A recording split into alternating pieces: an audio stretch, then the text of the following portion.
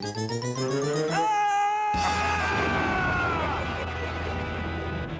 would make the largest home for wildlife in the country. It could be a place for animals to live, breed, and feed. And it doesn't really matter what size your garden is. You might live in the middle of a town or city and have a very small garden. Butterflies will still visit. You might live out in the country, in a house like this, with a big garden full of flowers, and even a pond with a few ducks on it.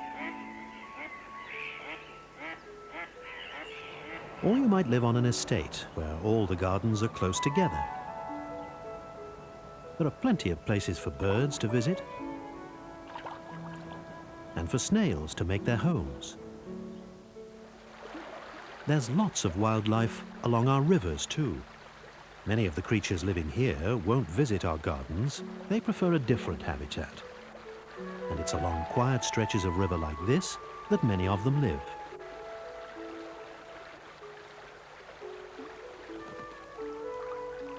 Wherever you decide to look for wildlife, whether it's along the river and its banks,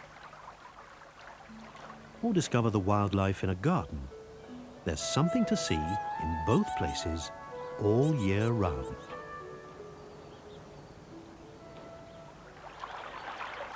With the longer and warmer days of spring, the river bank starts to come to life. New leaves uncurl, and birds like the wren are starting to sing.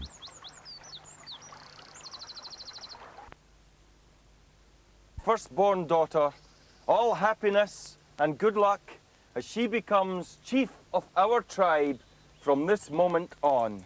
Chief? But I'm too young to be chief. Oh, get up now, Spats.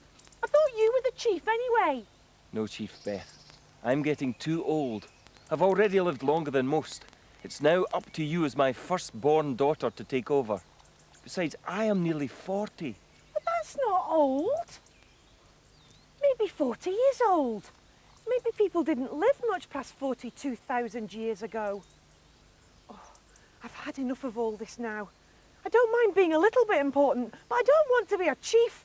Oh, please let me out of this dream, please. Now, Chief Beth, to complete the ceremony, you must cast your brooch into the pool of good luck and make a wish. You mean this isn't my birthday? These aren't my presents? Oh, this has gone too far now. I've had enough. Cast your precious gifts into the pool. Wish for good harvest and good health. My presents? My precious new brooch? No, I won't. Now, Chief Beth, cast your brooch. My precious new brooch. Chief Beth. Chief I Beth. won't Chief throw it Beth. in. No. Chief Beth. Chief Beth. No. Chief Beth. Chief No. Beth. Chief Beth. Chief Beth. No, not the brooch. Not the brooch. Not my brooch. No. Calm down, Beth, calm down. Tell us what you're on about. Mr. P, Spats, I was having this dream. It was 2,000 years ago. Mr. P, you were a craftsman who made me a beautiful brooch. Spats, you were my father. I was getting a new dress, but we couldn't just buy one. It had to be made from scratch by my family. Then spin it. Dye colours into it. Then they had to weave the wool to make the cloth for my new dress and make braids to sew onto it. Then there was a big ceremony. Ceremony? Yes, I thought it was my birthday, but they were making me into a chief. And you, Spats, were my father. You wanted me to throw my new brooch into the pool of good luck. Well, what a peculiar dream, Beth, but I'm glad you decided not to be the chief. I'm glad I'm not your father. I'm glad you're not my father, but I'm really glad I've still got my brooch. Thanks very much. Happy birthday, Beth. Cheerio! If your curiosity is affected by something you hear or see, get connected. Don't be scared to try. What, where,